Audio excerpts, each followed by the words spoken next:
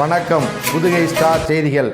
திருமயம் அருகே உள்ள கோட்டையூரில் 200 ஏக்கர் பரப்பளவு கொண்ட விவசாய நிலத்திற்கு நீர்ப்பாசனம் செய்யும் பெரிய கண்மாய் சட்டத்திற்கு விரோதமாக மீன் பாசி குத்தகை விட்டதை ரத்து செய்ய கோரி தாமரை கண்மாய் ஆயக்கட்டுதாரர்கள் 50க்கும் மேற்பட்டவர்கள் திருமயம் வட்டாட்சியர் பிரவீனா மேரியிடம் மனு அளித்தனர்.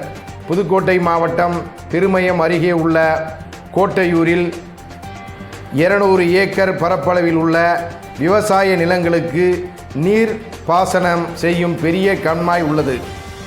இந்த பெரிய கண்மாய் பொதுப்பணித்துறையின் நீர்வள ஆதாரத்துறை கட்டுப்பாட்டில் உள்ளது.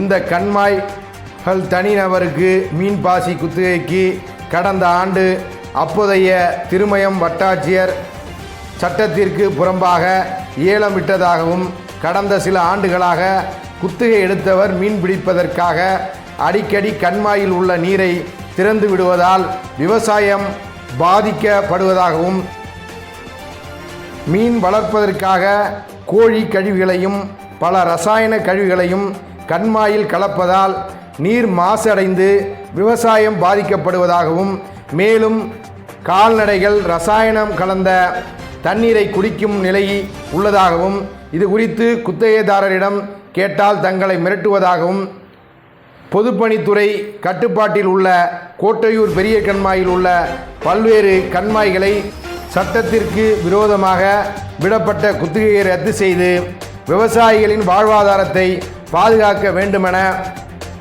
ஆயக்கட்டுதாரர்கள் 50க்கும் மேற்பட்டவர்கள் திருமயம் வட்டாட்சியர் பிரவீனா மேரியிடம் மனு அளித்தனர். இதனை பெற்றுக்கொண்ட வட்டாட்சியர் விவசாயிகளின் புகார் குறித்து மாவட்ட ஆட்சியர் கவனத்திற்கு கொண்டு செல்லப்படும் என தெரிவித்தார். செய்திகளை உடனுக்குடன் காண்பதற்கு இணைந்திருப்பீர். புதுகை ஸ்டார் செய்திகள். சப்ஸ்கிரைப் பண்ணுங்க, லைக் பண்ணுங்க, ஷேர் பண்ணுங்க. நன்றி.